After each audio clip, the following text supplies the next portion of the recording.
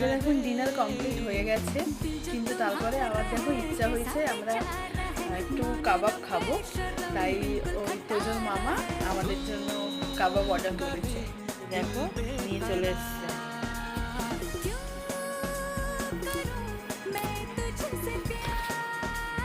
একটা নতুন রেস্টুরেন্ট, দেখা ভালো করে চিংড়ি কাবাব।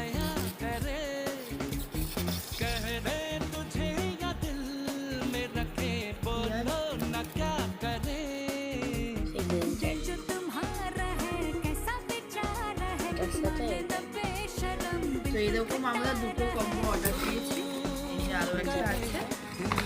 তো এইটা হচ্ছে চিকেন তন্দুরির লোক, দেখে তো খুব ভালো লাগছে, জানি না খেতে কেমন হবে, তবে দেখে খুব ভালো লাগছে।